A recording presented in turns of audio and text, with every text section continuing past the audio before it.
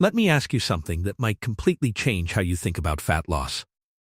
What if lying still, eyes closed, doing nothing was your best fat-burning window daily? Sounds impossible, right? You've been told burning fat requires movement, effort, grinding, and sweating hard.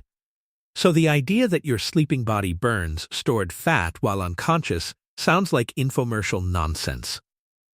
But this isn't a myth. It isn't marketing either. It's pure, well-documented, fascinating human biology. Once you understand what your body actually does during sleep, everything changes for you completely. You'll also understand why most people unknowingly destroy their overnight fat-burning potential every single night. They do it with habits that seem completely harmless, and they never even realize the damage. Your body does not need movement to burn fat. That's one of fitness's biggest misconceptions ever. Fat oxidation happens continuously, around the clock, whether you're running hard or lying completely still. The question is never whether fat burning is happening. The question is always, how much? What conditions accelerate it? What habits silently shut it down before it even gets started? At night, two powerful things happen inside your body that create near-perfect fat-burning conditions naturally. First, your insulin levels fall steadily because you've stopped eating and your body adjusts accordingly. Insulin is the master regulator of fat storage in your body, controlling everything underneath the surface. It has a direct anti-lipolytic effect, meaning it literally locks fat inside your fat tissue cells. When insulin is high, stored fat cannot be released into the bloodstream to be burned efficiently. But when you sleep and stop eating, insulin drops and those fat cell locks begin opening. Your body starts pulling fatty acids out of storage and oxidizing them for energy while resting. This is not a theory or a hypothesis. This is basic, established textbook metabolic physiology right here. Second, roughly 70% of your daily growth hormone output is released specifically during deep sleep. This happens during a very specific stage called slow-wave sleep, driven by powerful delta brainwaves. Human growth hormone is not just about building muscle, as most people incorrectly assume every time. It is one of the most powerful fat, mobilizing hormones your entire body is capable of producing.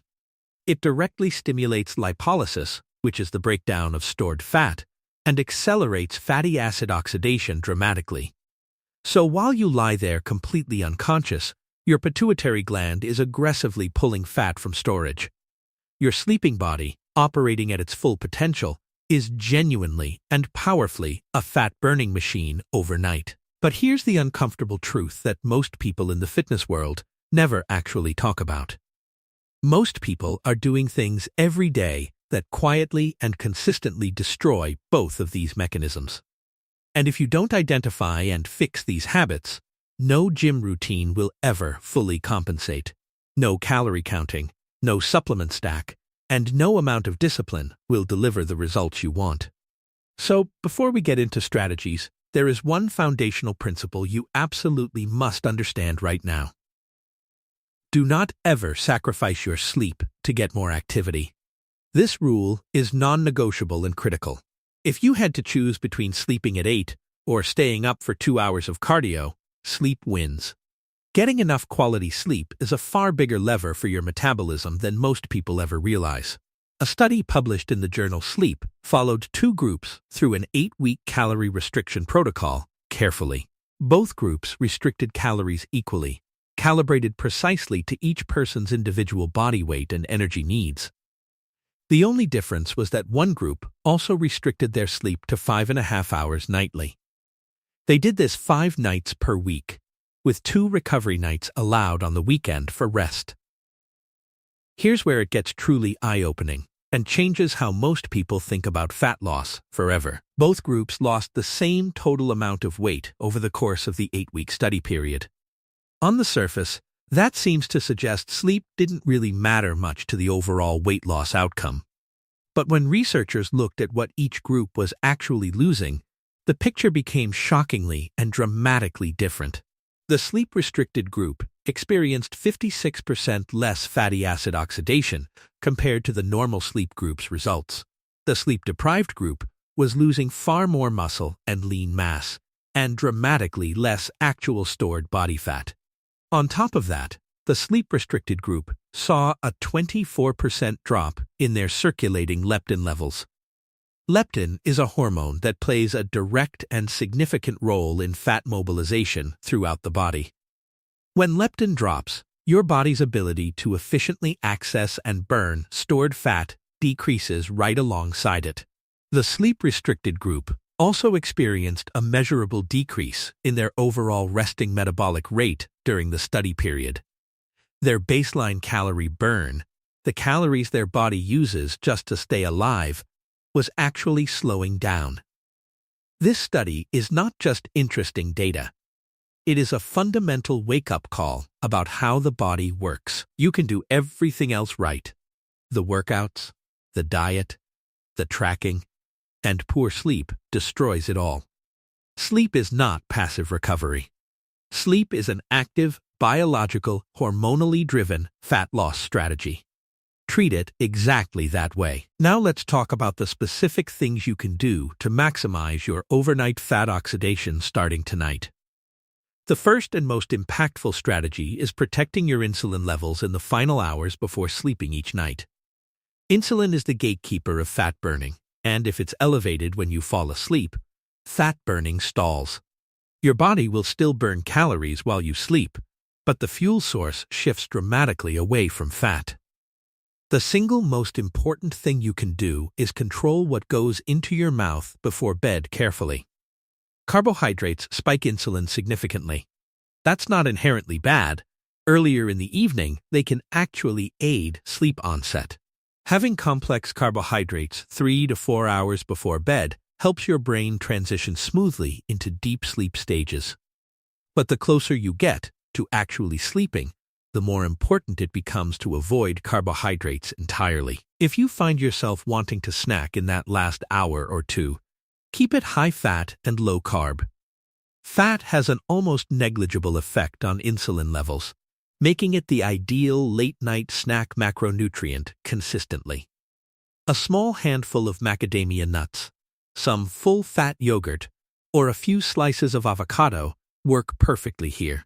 These foods satisfy cravings without triggering the hormonal response that locks your stored fat away for hours. Think about what actually happens when you eat cereal, toast, or even fruit right before going to sleep. You spike insulin sharply.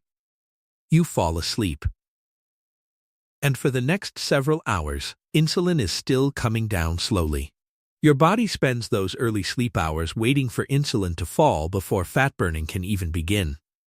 You've essentially delayed your fat-burning window by 2, 3, maybe even 4 hours every single night unknowingly.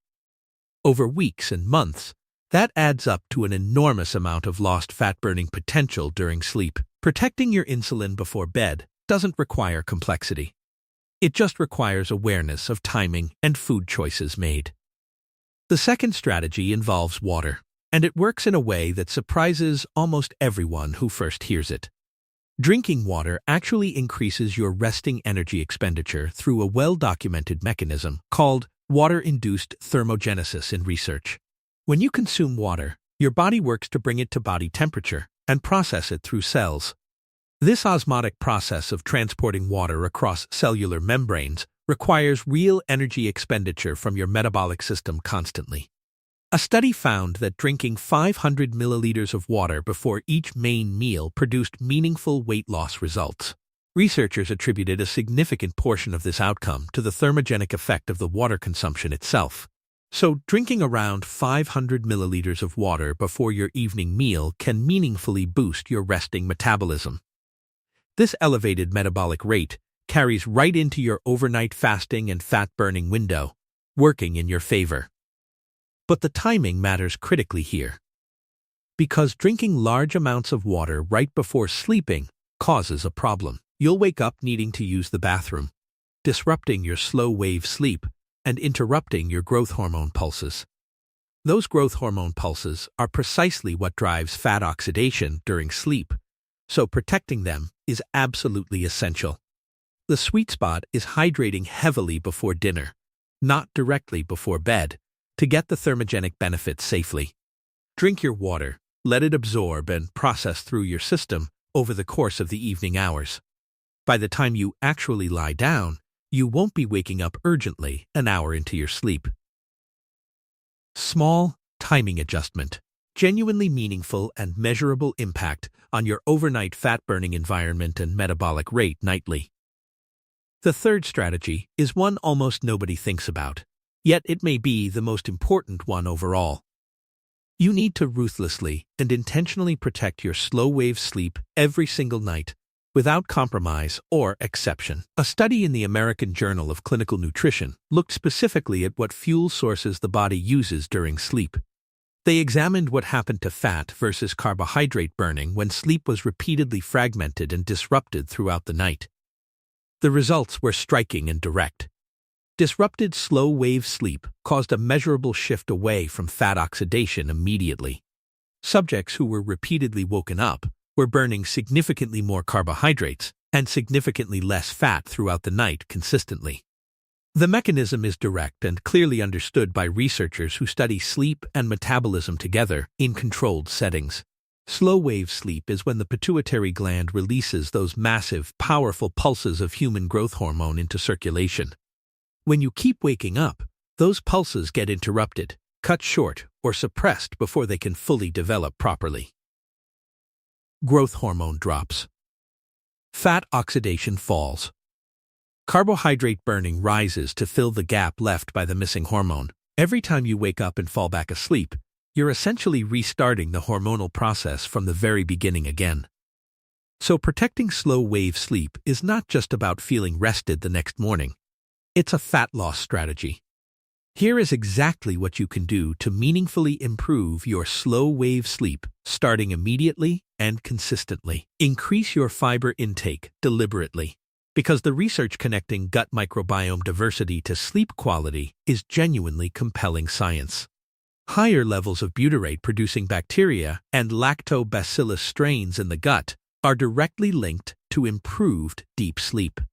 Dietary fiber is the primary fuel source for these beneficial bacteria that influence your sleep architecture so powerfully. Adding chia seeds and flax seeds to your lunch and dinner is one of the simplest evidence-backed sleep improvements available. Avoid adding them to breakfast because they can cause significant bloating and gas by the time evening arrives uncomfortably. Lunch and dinner timing allows the fiber to work overnight without making you feel bloated and miserable at bedtime. Next, take blue light exposure seriously, even if you've heard this advice before and dismissed it as exaggerated. Blue light from screens in the evening directly suppresses melatonin and delays your brain's transition into slow-wave sleep stages. If you must use screens at night, use a red light source simultaneously to counteract the blue light impact. Red light does not carry the wavelength that disrupts your circadian signaling and melatonin production the way blue does. It softens the impact meaningfully and makes a real, noticeable difference in how quickly you reach deep sleep consistently. Consider adding raw kefir to your evening routine, because fermented dairy consistently shows positive effects on sleep quality research. The probiotic component and natural compounds in dairy appear to support better, deeper, more restorative sleep in multiple studies. A small amount before bed is a low-effort addition with genuinely meaningful potential for improving your sleep architecture nightly. Supplement with 400 to 500 milligrams of magnesium before bed, specifically the dimagnesium malate form for best results. Magnesium works by occupying the NMD receptor in the brain, producing a calming and inhibitory effect on neural activity. It also relaxes skeletal and smooth muscle throughout the body, allowing you to ease into sleep more naturally tonight. The result is a smoother, more effortless transition into sleep, and better access to the deep, slow-wave stages needed. Magnesium is probably the single most evidence-backed sleep supplement available anywhere, and it remains profoundly underused by most people. The fourth strategy involves exercise. but probably not in the way you currently think about it right now. The big growth hormone spike doesn't actually happen during or immediately after your workout the way most people assume. Exercise itself produces a relatively modest acute hormonal response compared to what happens while you're sleeping that night. What exercise is really doing is priming your pituitary gland to release larger growth hormone pulses during deep sleep. Think of your workout less like a switch and more like a charging mechanism that pays off hours later overnight. The harder you train during the day, within reason, the more aggressively your body releases H while sleeping. Since growth hormone is the primary driver of overnight fat oxidation, this training-sleep connection is critically important to understand. The data on this is clear and well established across multiple studies examining exercise and nocturnal hormone release in humans. Low-intensity steady-state training, walking, cycling, light jogging, increases nighttime growth hormone spikes by approximately 45% above baseline levels. High-intensity interval training pushes that number above 60%, a significant and meaningful difference in fat-burning hormone output. But here's the nuance that almost all fitness advice completely ignores. And it's the part that matters most practically. If you do high-intensity training every single day, you push your nervous system into chronic sympathetic overdrive and exhaustion. Your cortisol stays persistently elevated. Your brain struggles to shift into the parasympathetic state required for deep, restorative sleep. You end up disrupting the very slow wave sleep you're trying to protect, sabotaging your overnight growth hormone release completely. The approach that actually works long-term is a balanced, intentional mix of training intensities throughout each week consistently. 3 to 4 days per week of low to moderate intensity training maintains a strong baseline of overnight growth hormone stimulation. 2 to 3 days per week of genuine high-intensity work pushes those growth hormone spikes meaningfully higher each night. This sustainable structure keeps your fat-burning hormones elevated throughout the week without burning out your nervous system over time. More training is not always better. Strategic, well-structured training is always superior to excessive, unplanned, and unsustainable training volume.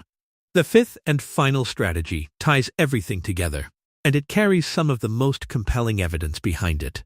A study published in PLOS Biology divided participants into 2 groups eating exactly the same total calories and foods. Same macronutrient breakdown, same total energy intake, same foods. The only difference was when they ate those calories daily. One group followed a conventional breakfast, lunch, and dinner schedule timed earlier throughout the day, as most people do. The other group shifted their eating window later breakfast, later lunch, and a late evening snack before bed. Resting energy expenditure was identical between both groups. Total daily calories burned was exactly the same across both groups. But fat oxidation during the overnight hours was dramatically and significantly suppressed in the late eating group's results consistently. Their bodies burned far more carbohydrates and far less fat while sleeping, simply because of when they ate food.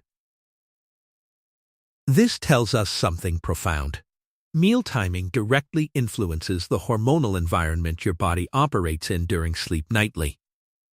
Eating later keeps insulin elevated later into the night, disrupting the natural overnight fasting window your body depends on. It suppresses fat oxidation for hours into the night, even after the food has long been digested and processed. The practical application here is simple and requires no complicated tracking or major lifestyle overhaul to implement successfully tonight. Finish eating earlier. Even shifting your last meal 1 or 2 hours earlier creates a meaningfully longer overnight fasting window. That extended window allows insulin to fall more completely before sleep, giving your body a significant fat-burning head start. If you want to go further, consider skipping dinner entirely 2 or 3 days per week on a rotation. You're not reducing total calories, you simply eat a larger breakfast and larger lunch, and stop eating after that. Your overnight fasting window extends dramatically. Insulin levels are extremely low by the time you actually fall asleep tonight. Your growth hormone response becomes significantly amplified, both from the fasting effect and from the low insulin overnight environment created. Many people who try this report noticeably deeper and more restful sleep almost immediately upon implementing this approach consistently. You don't have to do it every day. 2 or 3 days weekly of this approach shifts your fat-burning patterns meaningfully. Now let's bring everything together into one clear, practical picture you can actually use starting from tonight onward effectively. Your body is already burning fat while you sleep. The process is happening right now, or it's being blocked silently. The difference between which one is occurring comes down entirely to the decisions you make in the hours before bed. Protect your insulin by eliminating carbohydrates from the final 3 hours before you sleep each and every night consistently. Hydrate strategically before dinner to boost your resting metabolic rate going into your overnight fat-burning window naturally and effectively. Guard your slow-wave sleep with fiber, magnesium, reduced screen exposure, and kefir to protect your nightly growth hormone pulses. Train with intention, mixing intensity levels throughout the week to maximize your nightly growth hormone output without burning yourself out. Eat earlier, extending your overnight fasting window so your body has every possible hormonal advantage when the lights go out. None of this is complicated. None of it requires buying anything expensive or overhauling your entire lifestyle overnight to work. These are small, strategic adjustments in timing, food choices, and daily habits that compound into significant results over consistent time. The science is clear, and the evidence is strong. Sleep is not dead time for your metabolism or your body. For your hormones, your body composition, and your long-term fat loss results, sleep might be your most powerful daily tool. Start treating it with the seriousness, intention, and respect it genuinely deserves. And your body will reward you consistently.